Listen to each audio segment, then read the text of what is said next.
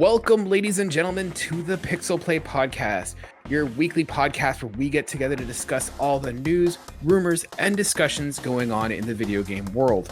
I am one of your co-hosts, Kaylan, aka Ktastrophy, joined as always by my co-host, Adam, CSRadical. In this week's episode, we are going to be talking about game services, including Xbox Game Pass and Nintendo Switch expansion, Xbox deciding not to get into the VR space, as well as is the way we review video games problematic. All that more in this episode, but first let's get through these socials. If you want to catch us, you can always listen to us wherever you get your podcasts.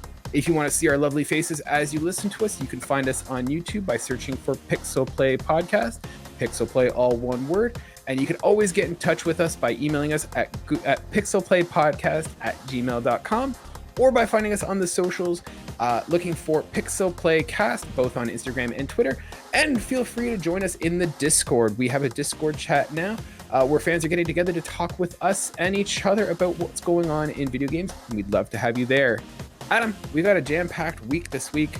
Let's jump into it. How are you doing, sir? Ecstatic. I just had one of the craziest things happen to me just before the show. So if anybody's been looking on the YouTube channel, I tried this weird Final Fantasy IV randomizer, and it took me like 5 hours to do it for the first time. And so explain to me what this is, because I don't know what. Sure, I can do that. So Final Fantasy randomizer is. So what a bunch of people did is they made this mod for the game. Obviously not the Super Nintendo version, because I can't imagine how you're going to mod a cartridge these days. But, you know, if you take the old emulated version of it, it basically throws everything into a randomized loop. So any key item locations that you would get, including the items that you would get, the bosses, the characters that you get in certain spots, even the items in treasure chests, they're all completely randomized. And you can set the flags manually. Their website has their randomizer, so you can put all these little, like, you can make it as hard as you want, as easy as you want. And it basically just makes the game into a whole different... It just into this whole different like world where, you know, you might be able to get certain items that you normally wouldn't get until like the very end of the game, face bosses that are normally at the very end of the game in like one of the first boss locations in the game, and they're super easy and you can just poke them to death, and it makes you feel so happy because you remember what they did to you in the original game. But yeah, like all that together, and there's so many weird things that they've done with it too. Like there's some strange like bonus mods they did. There's one that they're doing right now on the Discord, which I'm a member of, where there's a specific dungeon in the vanilla game that you can't use any metallic weapons in, otherwise it puts you in a paralyzed state. So they made this mod for the week that the entire overworld has that status now, so you can only use non-metallic weapons and armor the entire game, and all you got to do is finish the one dungeon that is normally the gimmick of. But it's really hard to do that because now all of a sudden you got to A, level up your characters, B, find the best equipment that isn't going to weigh you down, and then, you know, get a decent party together to somehow get to that dungeon that's usually about a third the way through the game and actually succeed. And they make sure that they limit you to only like earlier characters in the game too, so you can't just walk in with like the best character in the game and just start whacking. No magic users, just 4 guys with just, I guess, bows and sticks, and have fun. And I'm like, that's no, awesome. That does not sound like fun, actually. That sounds like Dark Souls. That's a bad idea. And now you're crushing this, right? Like I'm super addicted to it. I've already done like 5 runs in the last like 2 weeks. And normally, what's your best run so far? Pardon me? What's your best run so far? That was what I was about to go with. So I've been getting better and better. My first time was 4 hours, 54 minutes, which is still faster than playing the default game, but it's if you look at people who play this game very well, it's nowhere near that. Okay. And then I'm like, okay, let's try to get it under 3 hours. Next second run, 2:58. I'm like, good, just made it. Almost screwed it up, but I just made it. Third run, cut another 10 minutes off. Fourth run, cut another 20 minutes off. And then today I just got home, figured I'm going to practice. I don't think I have enough time to do a full run, but I'll record it anyway just in case, so, you know, I get a slightly faster run. I did it in 1 hour, 22 minutes. That's really good. It's a lot of it's luck, but I mean, again, at the same time, it's being aware of making the right choices, getting yourself going quickly, and getting yourself and knowing where to go to level up really fast. So now that I'm getting in that section, it's like, okay, now what happens if I get a really, really, really hard seed that's not nice at all, where everything is really hard to get? Hard to say, but it's one of those things now. Like, I've actually joined their community to the point that pretty soon they're doing like a newbie like race league where a very select few can graduate from it, and it's basically Mhm. like just a way for new players to try it. And Mhm. I'm looking at that being like, man, like I might actually be able to like do something decently in that. And like 2 weeks ago, I'm like, man, if I can just like be okay at this, I'm okay. And here I did just doing an hour 22. Went that's pretty crazy. That's really So good. and And you're going to be it's posting that on the Pixel Plays segment? no, the first one was only meant to be there. The rest I've been doing on my normal channel, which you just look up CSRadical for. So I Oh, didn't my want to apologies. bog the podcast down on in Final Fantasy IV speedruns. So So you know what? We'll throw that in the link for the description of this video, and that way, if people want to check it out, they can go check it out. sure, I because I'm literally going to post a my most recent run before this current one that I just talked about. I'm going to post it up literally like 10 a.m. tomorrow, or I guess Wednesday at the time of this podcast. So sure, I'll put that link in there. Yeah. If people want to go see it. I mean, you could watch the 5-hour video that we have on here, but it's a bit long. Yeah, if you want the abbreviated version, go check out the one on Adam's solo channel that he's got. Yes, ladies and gentlemen, he's got another channel aside from just mine. But Or realistically, ours. who's more excited right now? Me for having a run like that, or you for Splinter Cell possibly being a thing now? Oh my, I have mixed feelings about the Splinter Cell. So, I mean, anyone who listens to the show knows that I love Splinter Cell, and that is probably one of the first games that really got me deep into gaming. Like, I've always had video games and I've loved video games, but Splinter Cell was one of those ones that just made it from a kid playing video games to this is a hobby that I do now as an adult. And so I'm very excited that Splinter Cell is coming back. However, I'm concerned. Like, I'm excited that it's coming back, and I love Splinter Cell. I have great memories with it. It's one of the few games that I was able to get my wife to play, and she loves it. However, I am very concerned because the Ubisoft that we have now is very different from the Ubisoft that made those games, 10 years ago. And so I'm kind of trepidatious, but very excited to see what they do. Like, I hope they stay to what it was, or in the vein of that. I'm hoping for something more like Chaos Theory and a little less like Blacklist. Yeah, I mean, like, I'm trying to remember which one it was that I played and actually finished, because only one of them is. I believe, like, you'll probably know better than me. It's the one where their like inventive gimmick was that they put like mission objectives like on the wall, like it was this big like shadow on the wall. That or was something. Convictions. Okay. Yeah. So That was that's and that one, that was the one that I played with my wife, and it's a fun game. It's not the best Splinter Cell game, but it's a fun game in and of itself. But like the original ones, like the original trilogy, and I don't know if it's an official trilogy, but you had Splinter Cell, espionage game, you had Pandora Tomorrow and Chaos Theory, and those are the ones that are really kind of held to a really high level by fans. Double Agent, there was a couple different ones, and so what you played was a different experience. And then from there, it kind of got a little bit more action and a little less stealth. And I feel like Double Agent kind of did that a little bit, but it was really once you got into Conviction and Blacklist that it really changed. yeah, and I So, mean, you can definitely find a hybrid of it. I mean, I guess it really depends on what you're looking for with the Splinter Cell games altogether. I mean, mhm. I guess if we want to do a more actiony like crazy stuff. I mean, Metal Gear used to be that, but we may not be seeing that ever again. So Splinter Cell's kind of left to being like with Tom Clancy's being what it is. It seems to have more of a like stealth, like very professional kind of setting where obviously there's a little more planning that needs to be done, or at least a little more attentiveness rather than just going Mhm. in guns blazing. So Yeah, and that's the thing. The original Splinter Cells. I mean, you could go in and kill everybody, but to go like you were not going in, kicking down doors and going guns blazing because that was a quick way to become Swiss cheese. So I hope they kind of stick to that a little bit more. But yeah, so we'll see what happens. But I am excited just at the prospect of more Splinter Cell. I put the story in the Discord today. Before we were getting in recording, you're like, wait, what? Yeah. And then everyone quickly responded in the Discord of all the ways it could go bad. What? The No, mobile games and Ubisoft the couldn't DLC. do anything to make fans disappointed at them. They haven't done that with Splinter Cell alone already several times. This is honestly an easy layup, and it's Ubisoft's option to screw up. And like I said, I'm really hoping it's not like an open world adventure sort of Far Cry, Ghost Recon experience. Like I'm hoping it is a somewhat linear, a linear experience, like those kind of like semi-open world where you're put into an environment a la Hitman style and you kind of go around completing objectives. I have something like itching my nose and that's why I keep scratching at it. So Look, you didn't have to say anything. The video folks would be the only ones knowing. I know, but I had to address them. They're now you've tipped the curtain. You usually get mad at me for tipping the curtain on the audio show, and here you are just blowing the fourth wall out. Oh, I just feel like I'm constantly rubbing my nose in that, yeah.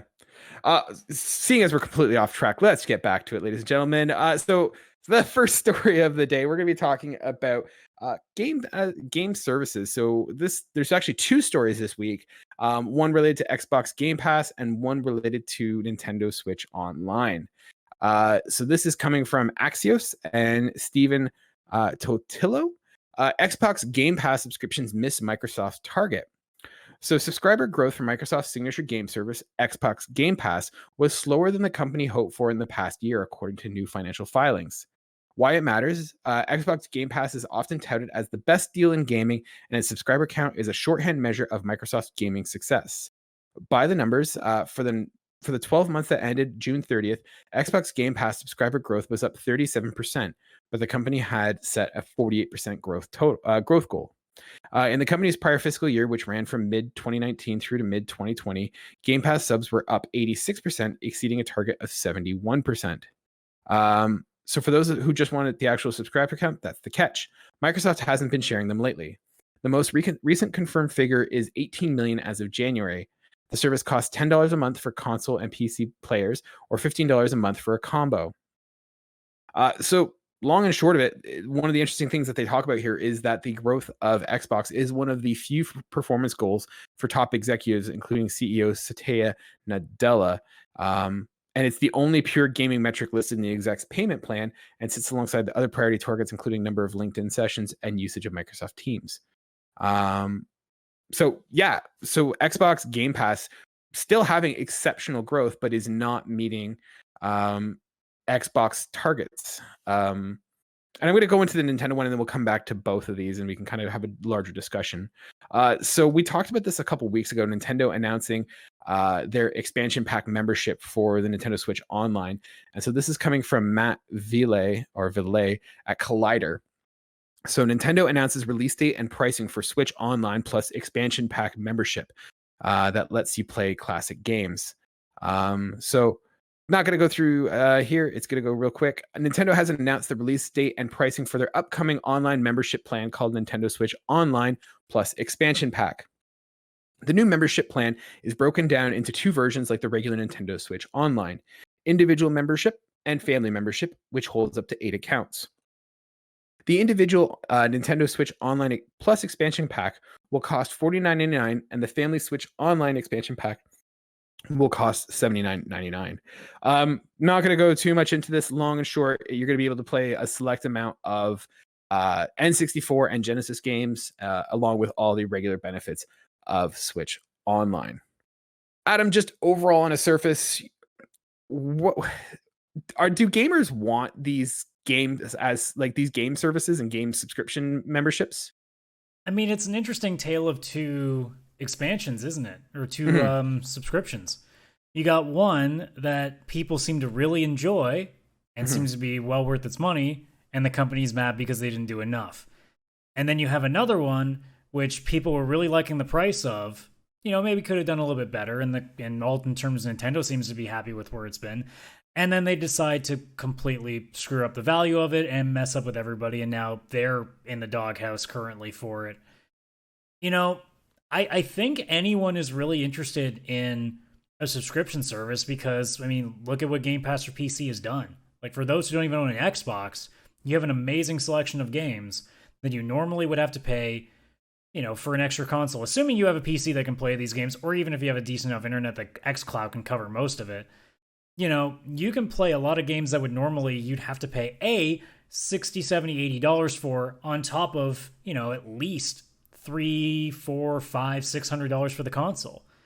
So most people are happy, myself included, plopping $10, $15 down to be able to do that. Like right now, I'm playing Back for Blood on my PC instead of having to pay the full price for it, which I'm glad because I'm not playing it nearly as much as they would make it worth $80. So it's nice to be able to get to play that day one and not feel totally behind. And then you flip into Nintendo where I'm just staring at it and echoing the same things that I said last time, where I said, who would want this and for that price, why? Yeah, I'm kind of looking at it and I kind of wonder, like, Xbox Game Pass is certainly a good value, but like I wonder from the perspective of like, is it sort of something that is sort of losing interest? It's losing its uh, what people are interested in. So for example, like I think about it, like I hear people all the time talk about, is PlayStation Plus worth it? Is Game Pass worth it? And I think one of the issues is that I don't know anymore. Like certainly from a dollar value, yeah, it's a great deal. And Xbox is in an interesting spot where I think it's going to be a good deal. I think it is now, and I think it will be in the future. But I think, like for the most part, I think there's a small market that's going to do it, and then the rest aren't. And do you like? I think that Microsoft might be overambitious if they're hoping that there's going to be a one for one or a huge uptick in how many people are going to be getting Game Pass. I think it's going to be, you're going to have a surge of numbers, and then eventually it's going to dwell because not everyone is looking to play every single game. You have Xbox players who are just playing, one game, two games, and that's all that they want, and they don't need that monthly membership, especially when it's not every single game that's coming to Game Pass. It's only a select. Same with PlayStation Plus. It's only a select amount of games, and so you're kind of gambling as to whether or not it's a worthwhile value for you. And for me personally, I know that PlayStation Plus is becoming less and less enticing for me. Like I don't think I've downloaded this month's games because it doesn't appeal to me, and I can't remember the last time I played a game where it's, man, this is amazing. I'm so glad I got my Game Pass, or not Game Pass, but my PlayStation Plus, because oftentimes I download them and I never touch them because, I buy the games that I want to play, and the rest that come out are like, oh, I'll try it maybe sometime. So I don't know. I kind of feel like maybe these game services aren't necessarily worth the money that you're paying for them. Game Pass certainly presents the best value, but I don't know necessarily that it is amazing. Like you're talking right now, Back for Blood, and you're like, it's a great game that I'm enjoying, but I'm glad I didn't pay for it because it's not fully flushed out and polished. Is that a fair assessment of your experience with Back for Blood? No, I don't think the reasons that I'm happy that I'm not paying full price for Back for Blood is the game itself so much as it's the amount of time that I want to spend in it. Mm-hmm. It's nice that instead of having to pay $80 and then plopping it in and playing it once or twice a week for a couple hours, I can now have it, and I'm paying a monthly fee to play that for a little bit. Maybe because Minecraft's going to be on there soon, apparently, according to recent reports. Forza's not going to be far behind it. I believe something's Destiny is now on there. Outriders is getting dropped soon. So there's like a really good selection of stuff. And if I wanted to go back and forth between several games, I can do it. It at least allows me the option to try a bunch of stuff, and then if I really like it, I don't feel bad about spending full price day one and then looking at it on my shelf saying, man, I'm not playing it enough to make it worth what I'm paying for. And I think that's why I like the service, is that I can try something, and if I'm not ready to put like a bunch of time into it, maybe something else already has my attention, I can at least go, hey, I can put this on the back burner. It's going to be here for at least a couple of months. Cool. Don't have to worry about, a really high price. And with Back for Blood, if I really end up liking it, and it sounds like down the road that they're going to add more to it and really flesh the game out a little bit better, I have it on Game Pass right now, all my save data. Xbox usually has like a bit of they knock the price off a little bit if you buy it through their system while it's still on there. And even then, if it's not good enough, well, I got a good chunk of time out of it. Maybe it's on sale on the Xbox store at some point later down the road that's like half off. Steam can do the same. Maybe I'm thinking it's worth, going after it later. But at the very least, what that service does, it's what we were kind of talking about with the game demos from last week's episode, where that's a good way of doing it, where I can try stuff for a much lower cost monthly, sure, and it's probably going to add up to this price of a few full price games that I would be buying in the future. But now it means that I can try far more games than I would ever be able to afford to do. And to me, that's the biggest plus. In all honesty, what I think is the major reason why Xbox Game Pass didn't hit their target goal, quite frankly, is the same reason that they are still looking at, trying to get through this shortage of consoles and sell more. They thought the Series S would be a great solution to the lower tier market, and the Series X is sold out every time it goes on the store. The Series S are sitting on shelves.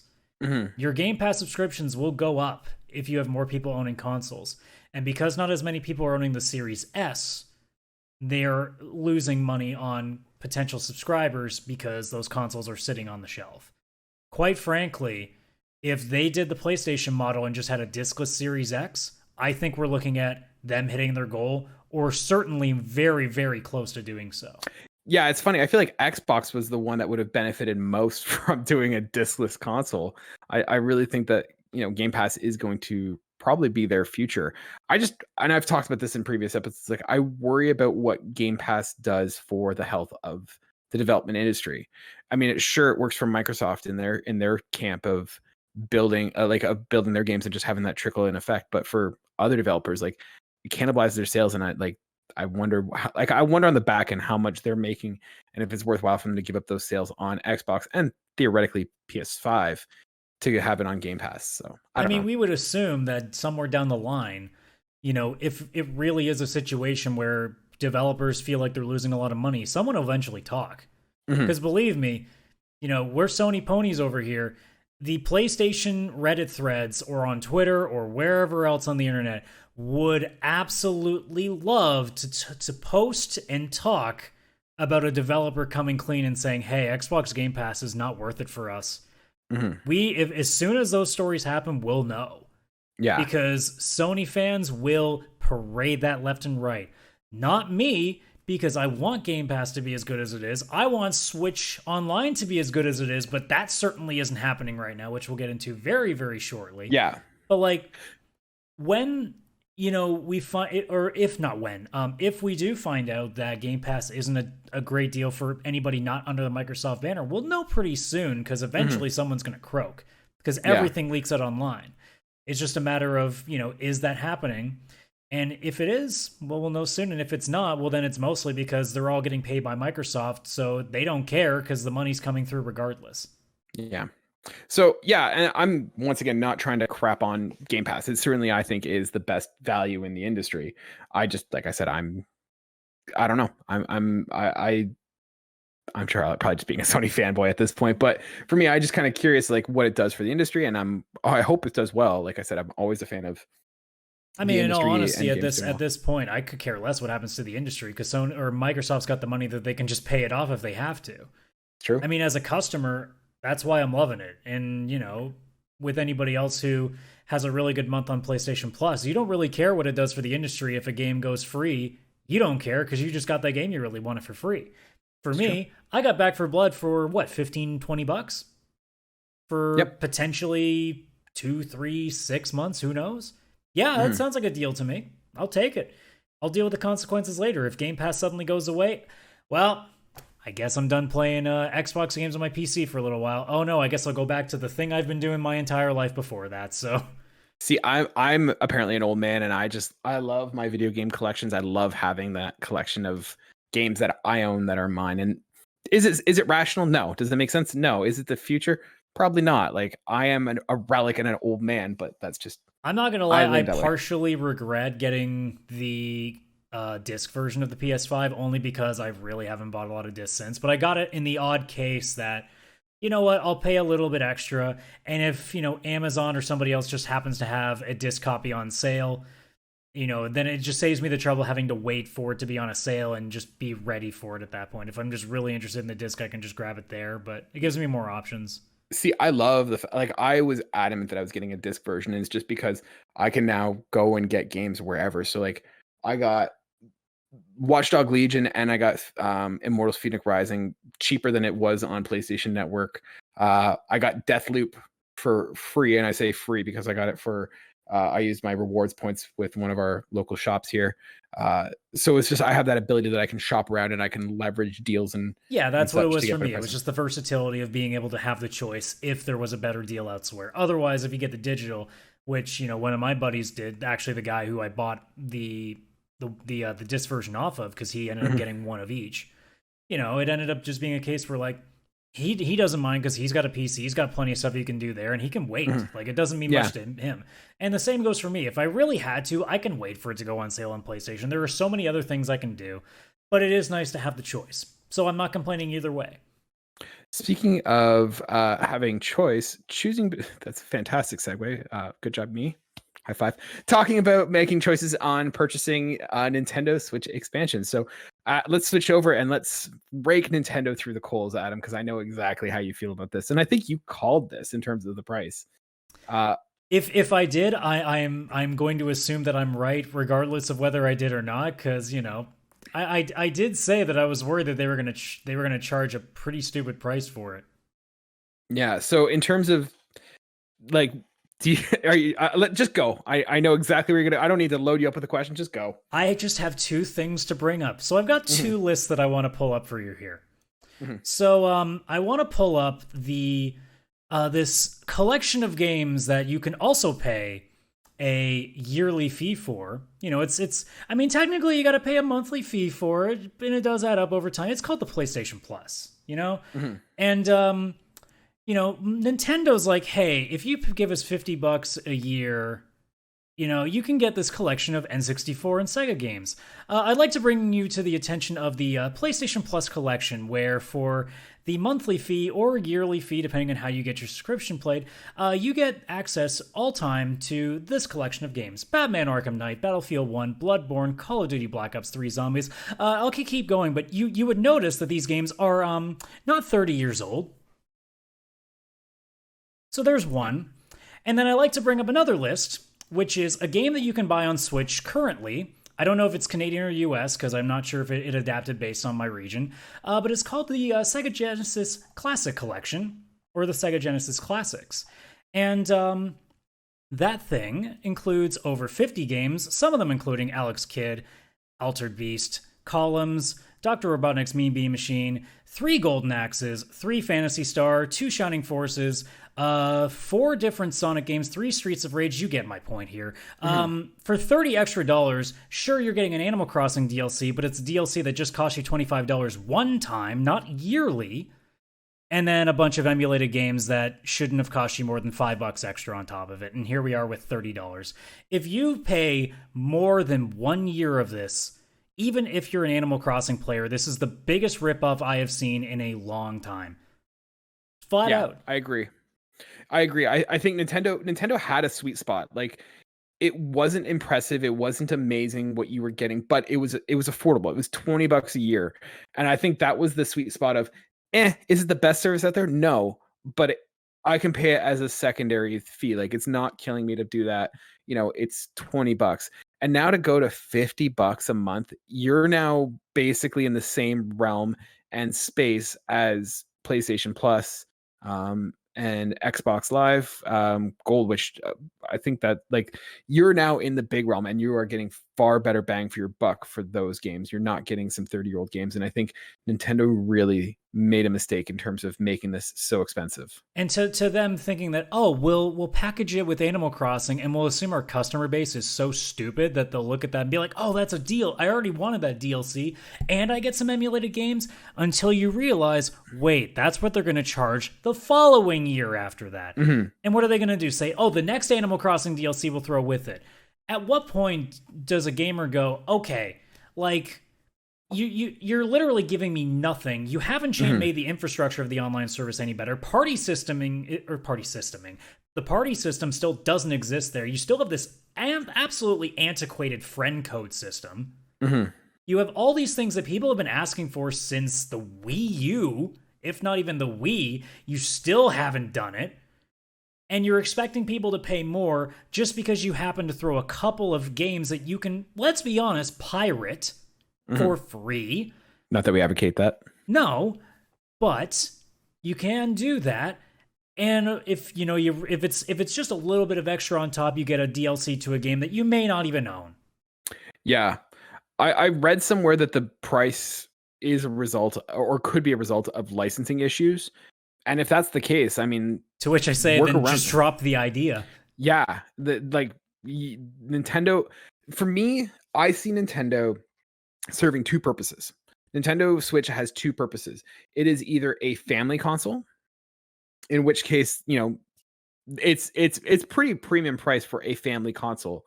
When you're looking at the system, like it's $250, $300, plus the games don't get on price.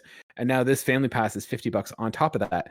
Your kid, like families with young kids, are not dying to play a Nintendo a Zelda game from like 1997 or whatever. Yeah, as much as we dote on those games as a kid, I don't think people are willing to pay $30 per year to have access to Dr. Mario 64. Exactly. And then the other group it works for is people like us. And like the Nintendo Switch, for the most part, is a secondary console. It is not our primary gaming console. And so to come out and say you're now paying a same price as a PlayStation Plus or Xbox Live is kind of ridiculous. And I feel like Nintendo doesn't really kind of get where their market is. Like, what makes this worth $30? Because automatically you take the Animal Crossing out of it because it's meaningless. It's a one-time purchase, so it's meaningless. You have to minimum do the free games that we expect from Xbox games with Gold and with PlayStation Plus. But they'll never do that because then that would mean that they can't charge you full price for the games that they never drop in price ever. But here's the thing, they don't even have to do theirs. Like Nintendo has a huge relationship with indies that it could be easy for them to be like, hey, we're also going to throw you some free indies every month. Some are gems, some are, shovelware. But does that bring people to get it?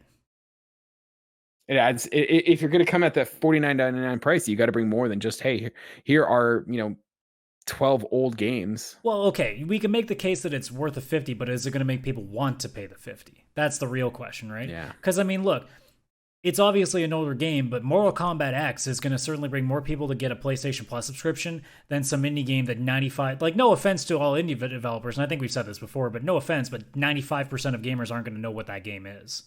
Yeah, and we've talked about that. Is, with the rare exception, that is not what brings people to the system. It is a nice attachment, is a nice addition. They're the opening act to the headliner. That very rarely is the indie game the headliner. And the reality is that if you were going to offer free games as a part of the expansion pack of Nintendo Switch Online, every month you don't do a first-party game, people are going to go, why is Breath of the Wild still not out? This game is 4 years old. Like, a year later, this game is 5 years old. Why are you still making us pay $60 for this game? And it's going to keep compounding. And I don't like shitting on Nintendo the way that I do sometimes, but it is so frustrating to look at a customer base, including my own, because I'm on the outside looking in still to this day and probably will be forever at the rate this is going, looking at it being like, man, the amount of stuff I've gotten for either 50% off, 75% off, or free as a PlayStation gamer, and I'm looking at Nintendo being like, 20% is the best I can hope for? What incentive is that as a customer for me to look for that? Like, except you Mario probably Rabbids, get better that's the only deals one. if you go on Kijiji and try to look for used copies, and even then, most people are pretty savvy to that to know not to give away Breath of the Wild for $20. Yeah. It's really irritating. Like, I can't understand how a company that has this fan base that is so, like, actually, I will say this. I'm actually really impressed that the Nintendo subreddit, for one, is actually really dumping on this. Because I thought most people would just try to sweep it under the rug. No, they're pissed. Yeah. And that is the first time in a while I think I've seen that. And that says something, too, when Dread is out right now for Metroid and killing it. It's the highest Metroid game they've ever sold. They're doing killer with that, and people are just too busy being like, what the hell is going on with Nintendo? Yep. That means a lot. I'm really impressed with that, because I would not have called that. I called the price, apparently, but I would not have called this reaction to this extent. Yeah, I think it's a nice little wake-up call to Nintendo that they are not infallible, and I hope that it humbles them a little bit, and they kind of come back to the drawing board and kind of... There better be a retraction within the month, or and knowing them, they won't, because they're pretty stubborn. I'll be surprised if there's any retraction whatsoever, even an addition. I don't see it happening. They'll pick that hill to die on. It'll fail, and then a year later at E3, they'll come up with something new to try to divert attention. Here's the next Zelda. And then people remember why they love Nintendo again, and they'll completely forget. But not me. Yep. Not me.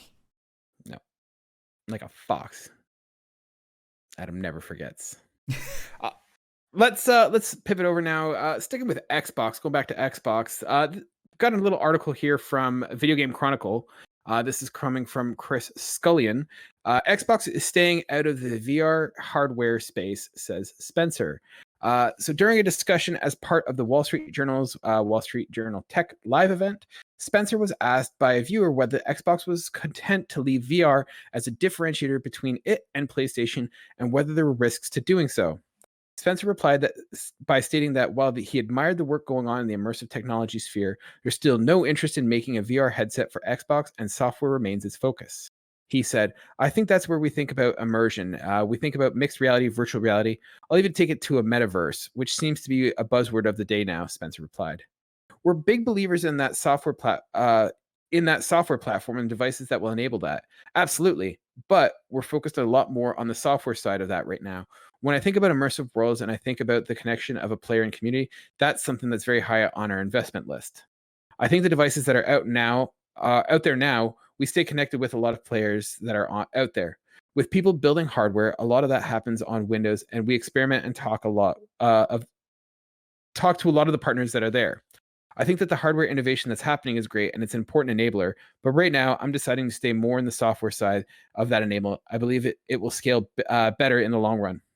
As you know, I applaud what Sony's doing. I applaud what Oculus is doing, what Valve has done. I mean, there's lots of good players out there, but that have done some amazing VR work. But yeah, we're going to stay as a company right now in the consumer space focused on software. And I think that's a good bet. Adam, is it a smart move for Xbox to stay out of the VR space? Well, it's not like they're completely out of the VR space, just the gaming related portion of it, at least by the sounds of it, which is smart for them. But from an Xbox, yeah. Yeah. I mean, in all honesty, you have the PC range, you have PlayStation probably soon announcing what's going on with the second version of PSVR. And VR is it's such a still like in the beginnings of its development kind of gaming service. So I think for Microsoft at this point, they're already probably spending so much money, making Game Pass a thing that's working, that it's probably better in their interest to just stay out of the VR market until, there's actually a consistent customer base that they can come from. And then they can just pop in with their big addition and just be like, hey, here's all the stuff that you're looking for. And we figured it all out. Excuse me. But I imagine they're just looking back being like, we can get in there anytime we want. Let's let them kind of figure out what the right path is. And then when it's time, we'll shoot in there, throw a bunch of money at it, and we'll come up with something that can compete with them, if not be better. They're probably researching tech to be ready for when, we find that consistent model that seems to work. But I guess with them right now, they're more interested in the applications of it rather than, putting another addition into the gaming market that they're still kind of working on getting back in because they're still a little bit behind in the exclusivity that they have to begin with. So, yeah, I think you're totally right. I think it's a smart move from an Xbox perspective to stay out of the VR space. I think it's still very much it's still a testing ground. It's still an experiment. I would not say that VR gaming is a sure thing yet. I think they are definitely giving up some market space to PlayStation and to Valve and to Oculus, and I think there is some risk that they might have a challenge in coming into it. They might, be behind the eight ball if they do decide to jump in. But I think right now VR still represents a risky space to be in for gaming. The experience is awesome. I have a VR headset and I love it. It's a fun experience, but it is not my dedicated gaming experience. And with it no longer with me having the PlayStation 5 down here, this is where I do most of my gaming now. I'm not really pulling out a VR headset to play. I find that the games that we have, some of them are great. Some of them are just kind of gimmicky in a sense. And so for me, it's like, it's cool, but I don't see this replacing my typical grabbing a controller and sitting down and playing. So I think there's still there's a lot of work that needs to be done in VR for it to become a main staple branch of the gaming industry. And I think Xbox is best to just kind of sit on the sidelines and wait and see what everyone else does. Plus, it's also a packed market. You've got kind of every market cornered. You've got PlayStation kind of dominating and sort of staking claim to the affordable, accessible market. and then you have Valve and such going for the high tech, premium experience game. But I mean, there's not really a lot of killer apps on VR that is driving people to go out and get a system. I think you've got Half-Life Alyx and a couple PlayStation exclusives, and that's about it. That's really driving the VR world. Now, I was going to ask you, Adam, where do you land on this conversation? Like, do you think that VR represents a long-term and sustainable part of the gaming industry, or do you think this is more of a gimmick? Or do you think it could go either way at this moment? I think that we're like probably after we're either long gone or just too old to be able to really enjoy it, it's going to be a core part, because once we get better and better with, making these experiences a lot more realistic, they're not going to be janky, the controls aren't going to be weird. And obviously with what PlayStation VR2 might be doing with haptic feedback, that'll give us a pretty decent insight on what potentially we can do when it comes to things like feeling what's going on in that virtual world. So, do I think that even in the next 10 years, it'll be like a really feasible market that like everybody will want to dip their toes into? No. 20 years from now? Well, I mean, what were we doing 20 years ago in gaming? That's PS2 era. There were a lot of things that we didn't think was going to be even remotely close to being feasible back then. Like, you talk about online gaming the way that it is today. You talk about like party systems and these massive like 100+ person online games. The like the way controllers rumble now, like the PS5 controller, what it's doing right now, just the incredible stuff that little thing does. Obviously SSD technology, the graphic fidelity that we have now. There's so much stuff that 20 years ago we wouldn't have thought was possible. And imagine what the NES crowd thought back then too. So in 20 years, as far as I'm concerned, by the time we get to whatever the PS8, I guess probably would be around that point, who goddamn knows what the hell could be possible there. We might be talking about some much crazier shit that we have no ideas even in the horizon yet, because technology is just constantly booming. Every couple of years we seem to find something crazy that we can add into things. So you just jack in with your cerebral cortex right into the console. Look, I'm just waiting for my goddamn holodeck, That's all I want. And that's one of the things that I think that is going to hinder the adoption and the flourishing of VR, in that they take up space. Like, either one, it's a clunky system, but alternatively, you need to have a living room that is conducive of doing virtual reality, so that you can either you're staying static in one place, or you're walking around your room and, like punching your cat and breaking your coffee table. So it's a situation that, I think in the long term, I think it's going to become a niche kind of thing, similar to what you see with those virtual like racing sim kind of situations, where you can get those big clunking systems, and that's a real experience. But it's going to be pretty niche, because I can see a situation where you get like a VR pod that you can kind of run around in, and you've seen those already in like some like arcades and some like science centers where you have that little pad to run on and play. But that's really where VR is going to go, and it's going to be sort of one of those, almost like buying a treadmill for your console. And I think it'll kind of stay in a niche area. Well, here's how I look at it, right? Like, how do games really become popular in the first place? Arcades. Mm-hmm. What's the possibility that in 10 years or so, here where I live, there is a VR like center, like where there's like, I don't know how many booths, but it's I think it's like 20, 30 maybe.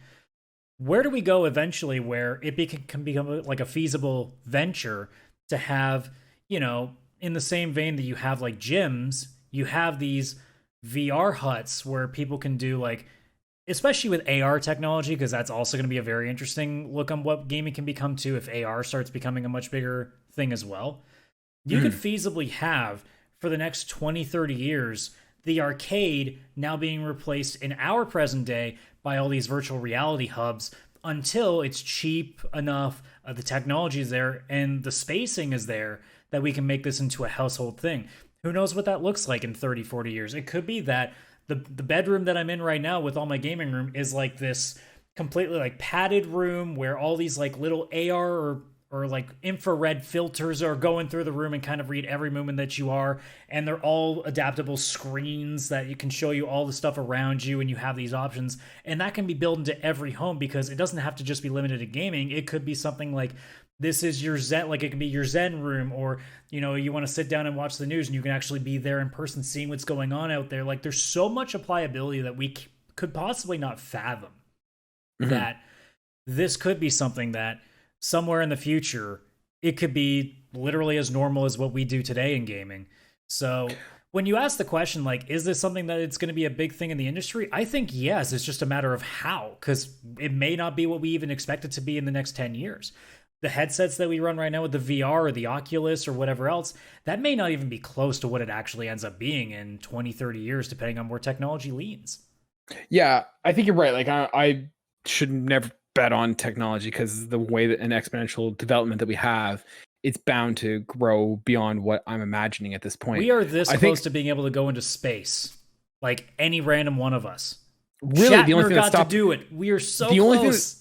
The only thing that's really stopping me from going to space is money, which I don't have. That's what I mean. That's really that's so the only hurdle. Close. It's not a technological issue. It's just a financial issue. Oh, eventually it won't be a financial issue, just like everything else. Like, remember, home consoles were not a thing that anyone ever had. And here we are 20 years, 30, 40 years later, where basically like 70% of the population has something in their house. Yeah. No, you're right.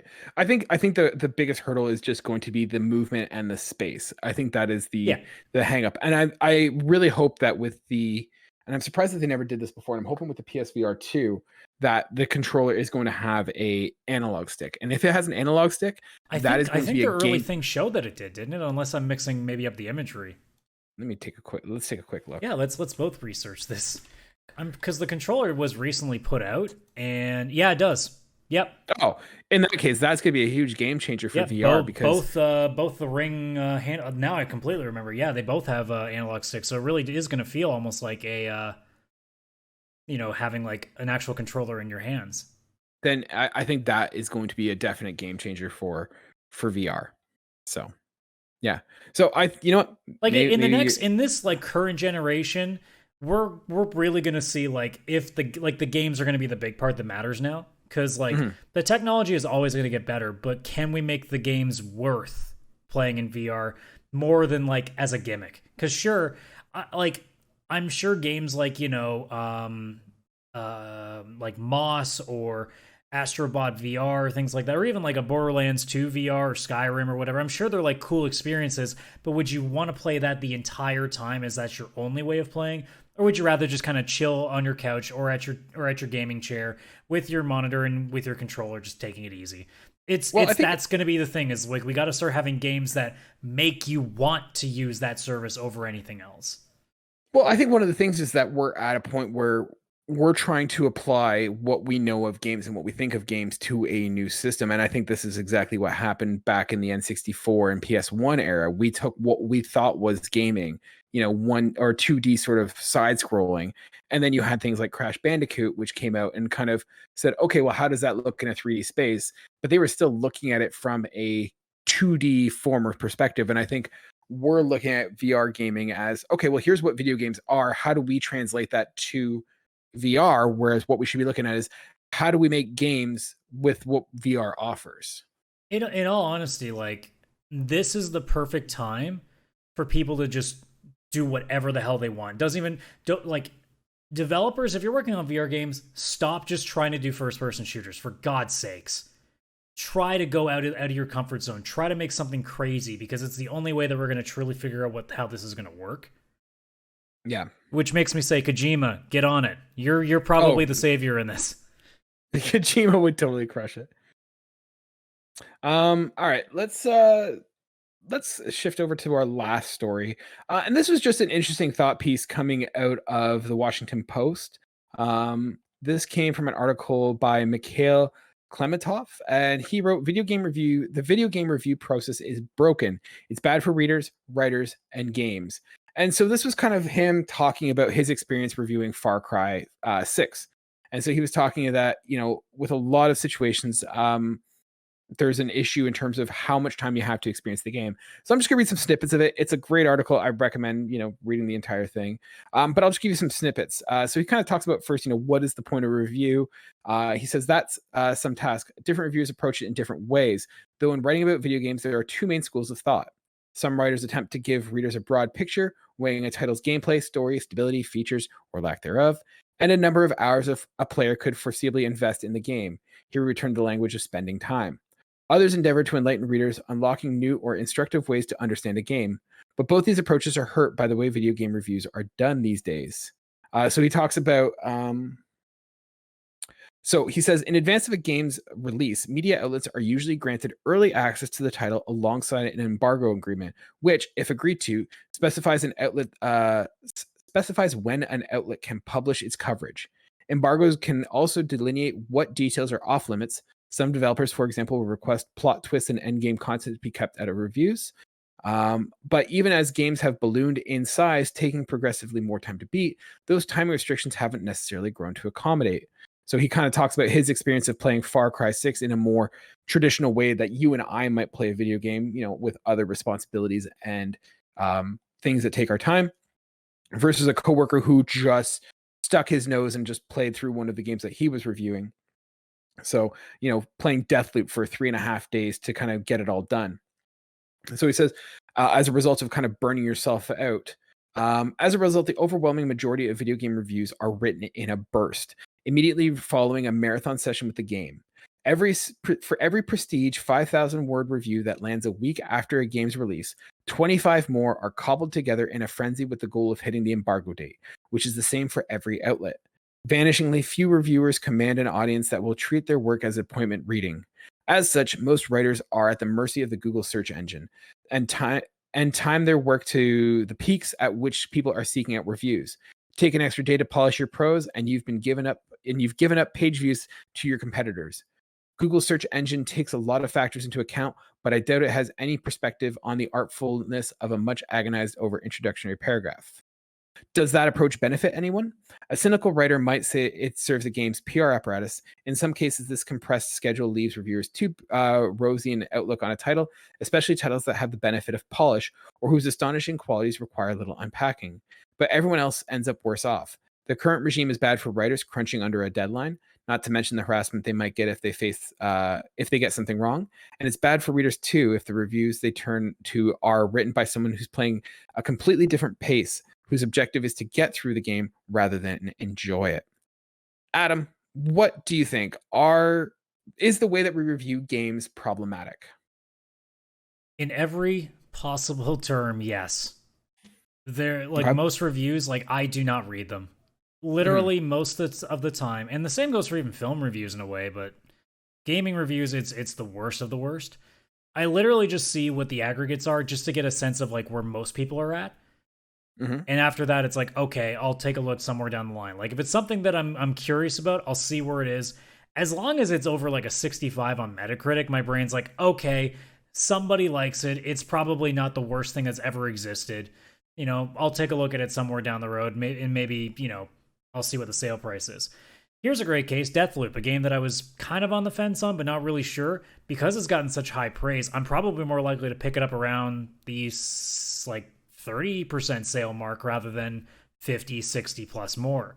Whereas something that, maybe was, maybe middle of the road rated, I'd be all right, let's see what happens after 50%. But in that case, just the basics of just checking a score were fine for me. But in terms of the reviews itself, the few times that I do end up reading any of them, it really doesn't feel like it's coming from someone who played the game and enjoyed it so much as it's someone who played the game and knows exactly what they need to say, because they got to get X in, they got to get Y in, they got to get Z in, and they got to make sure that, they say all the things they need to say to please not only the people reading the review, but the company that they're reviewing the game of, because at the same time, they're also nervously treading a line. They don't want to piss somebody off and not get the review code the next time either.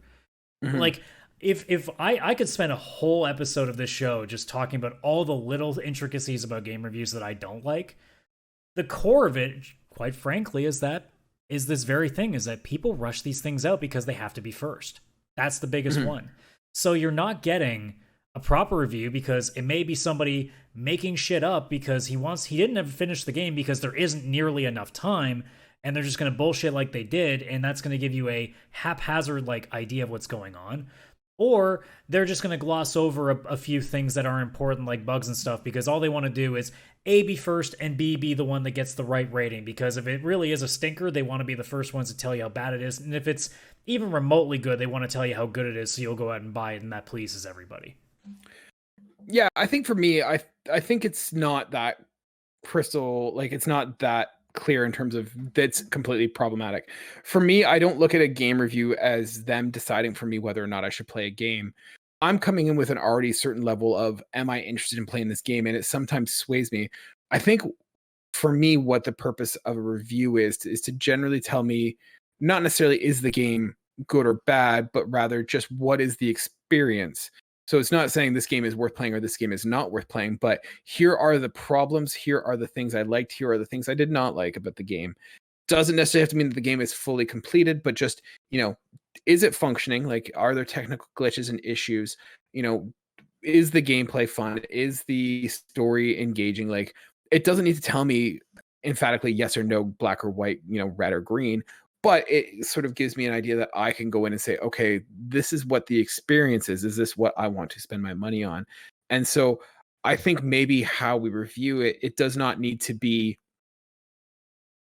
a full, I've played the entire game and I can tell you, yes, it is certified good, but rather I can see, doing those sort of video game reviews as, hey, here is my experience that I've had in an unbiased situation, in that the game is now given to me. I am not held behind a PR. I'm not held behind a PR person. I'm not being given a tailored, curated experience.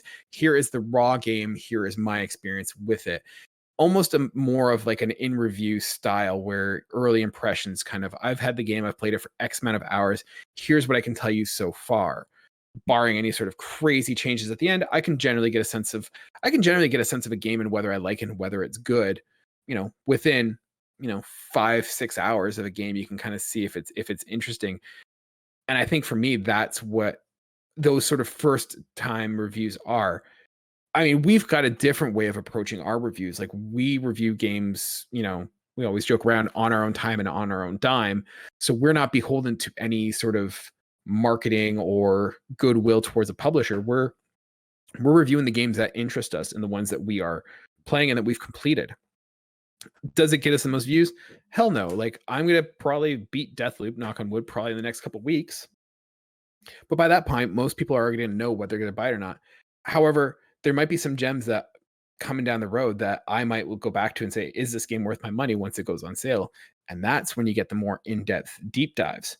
At this point, the first reviews that I'm watching when the game first comes out, those are the games I'm already like 1 foot in terms of buying, and I'm just looking to see, is there something I need to be aware of before I go into this, versus here's a game I've never heard about. Is it worth my money?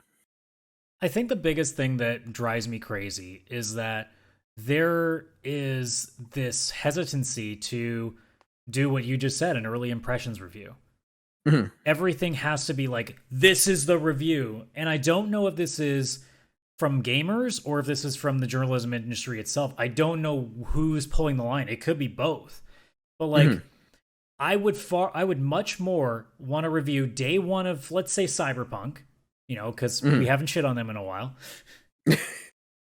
Day one, if Cyberpunk truly is what it was when it came out, all I mm-hmm. want to know is, hey, if I boot this up, is it going to break within an hour? Like, if that's what happens with it, that's pretty mm-hmm. pertinent information for us. Mm-hmm. And if you've played the full game and you spend most of the review talking about the game that you actually played, not the hours of crashing and glitches and whatever else, because your brain just goes, they just want to know about the game. They don't care about bugs. That's the problem. Is that there's this weird, like, and it's not everybody, it really is select places and back and forth, but it's this strange thing that, like, it feels like a review that comes out for a game, that's it. That's the one review you get, mm-hmm. that's it. My brain goes, if I'm IGN, not only would I want an early review on day one of people who have gotten the chance, I want multiple people reviewing that game, and then mm-hmm. when they've actually completed the game, I want them to follow up on it and say, hey, I just finished it now. Taking the stuff that I said from the last review, here's what I can add on to it. Here's what's changed. And they can maybe say, hey, like, I had this game at an 8, but by the time I got to the end, you know what? The story was a little bit lackluster towards the end. The gameplay that I thought was really, really cool and inventive after the first 3 to 5, maybe 15 hours, depends on what level of or what length of game we're playing. Now that I finished it, it did start to drag quite a bit. It's not actually as good as I thought it was. But instead, all you get 3 years later looking at a review is I love how inventive this game was. The story was really good, blah, blah, blah. And you have no idea about anything from the beginning, middle, and end. You're just assumed that that's the entire game. And I think that's the biggest problem, is that there's that lack of nuance. There's that lack of clarity of what specifically they're talking about. Like, top of the review, the first thing I want to see is not like a paragraph about it. It should say at the top, if you're a professional enough website, it should say, hey, here's how much I've gotten into the game, or here's my length of play that I've, like, roughly. It doesn't have to be like 25 hours, 48 minutes. It's just like, roughly 20 to 25 hours I've played. Like, I'm looking more for just the idea of people to say, like, be a little more transparent of what you've actually done, because a lot of reviews make it look like you've not only played it, but you've completed it to everything. And that's what most people and I feel like that's assume. also sorry. I'm like cutting you off over and over to finish, but no, it's totally fine. I think you're totally right in that having the transparency of like, hey, here's my first impressions. Here's what they promised us. Does it look like it's delivering? Here's what my experience is, and then once I finish the game, here's like the overall how it stuck the landing. Like, here's what it's delivering. Here's how it stuck. And I think it also is a detriment to some games as well. Like, I think, for example, I think of Days Gone. Days Gone is, I think, one of those games that is a poster child that got screwed over by this way of doing reviews. That game is a long game. And I played Days Gone, and that I think that game was getting like 6s and 7s when it came out. It was not reviewing well.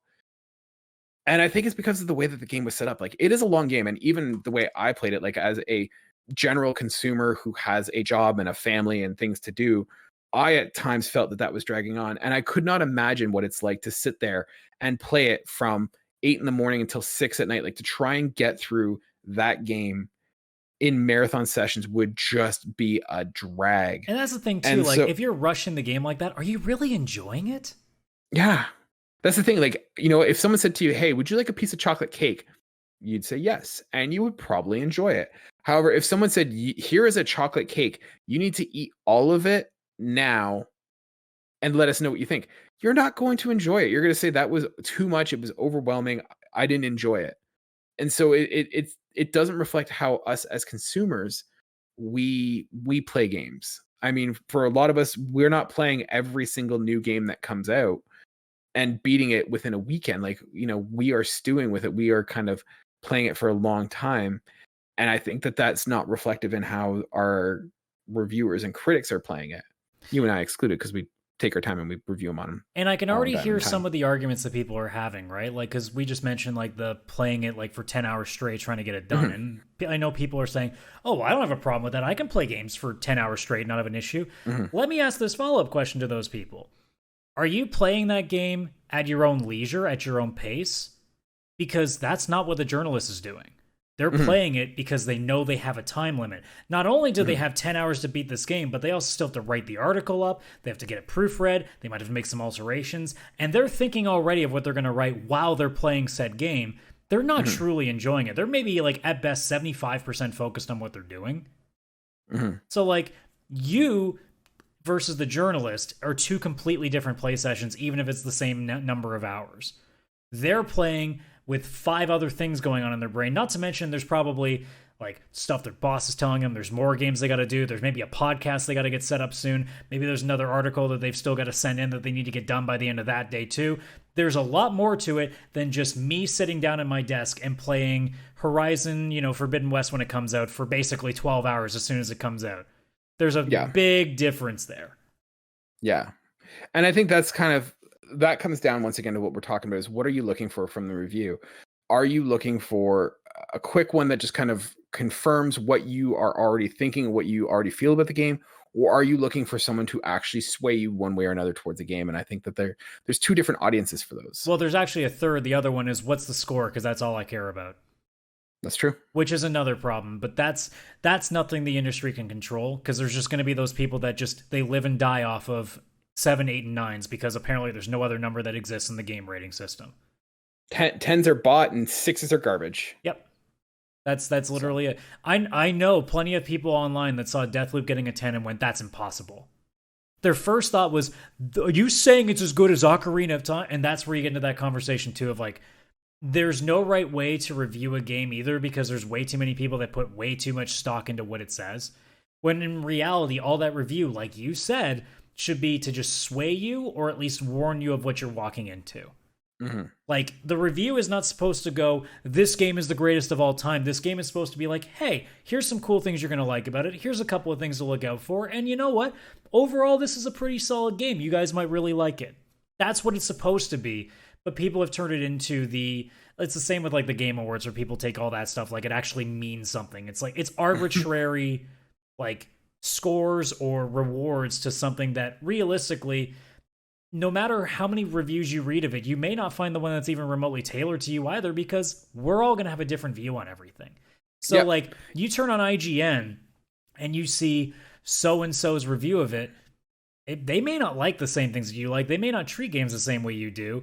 And you're just going to see that 9 out of 10 and be like, oh, I'm going to love this game. And then you play it, and to you, it might be a 6. And you're like, well, what the hell? Well, I mean, I think you and I are the best example. Like, we are two different people, and some people might, listen to my untimely reviews and be like, man, Kaylan loves The Last of Us and is not into JRPGs. He's got fantastic taste. And then they listen to me and be like, fuck that guy. Man, what a weeb. I am not buying what that guy says. Like, it's exactly how that works. And so, like, it's the same with movie reviews. You need to find someone who shares similar interests and values and, opinions, and kind of lean on those and sort of see. But I think the idea of having to, like, we treat video game reviews like movie reviews, and it's different because movie is a smaller commitment. It's 2 hours, and it is somewhat predicated on one key aspect, and that is storytelling. And you could talk about score and cinematography and acting and all that crap, but let's be honest, it doesn't matter in the end. Like, no one's watching a movie and say, man, the story was garbage, but that score, that acting, like, just made up for everything. It's different with gaming. Like, you could have a game that has terrible gameplay, that can have like a mediocre story but fantastic gameplay, or mediocre gameplay but a fantastic story. Like, there's more nuance in terms of what goes into a game, and I think having this idea that you have to play the entire thing to get a review and rush, like, it's better to rush a review and get it out versus to have, hey, here's an early impressions based on my experience that I would play similar to what you would experience, right? Yeah, and I mean, there's one factor you're also forgetting between game and movie reviews. The movie experience is going to be the same every single time. Mm-hmm. No game experience between any reviewer is going to be the same. The movie will always be frame for frame the same. The story in a game is always going to be the same for the most part, unless it's one of those choose your own paths. Mm-hmm. But generally speaking, no game is ever going to be the same experience, because you're all going to take spots at different paces. You're going to go different directions. And you're also going to react to different things because, well, there's so much more going on in a game. And that's why, like, we've made the argument that games translate terrible to movies, just because, like, it's not the same experience. And The Last of Us is going to change that. Well, I guess we'll see. Don't ruin it, Adam. It's happening. Well, you know what else? We need a Splinter Cell series before we have a new game too. So just get that going. No, but like, really, in the end of all of this, it's like, dude, we really need, like, and this is mostly going to come from us because we're the reasons it's like this, us gamers. We've got to start taking better care of how we treat reviews. That's the biggest thing. I thought you were talking about us as like reviewers, and I'm like, Adam, we're not big enough that we're making an impact on this. Well, okay, well then for us, the reviewer, we need to play more games apparently and rush them out really, really fast, because that's how the industry does it. Yeah.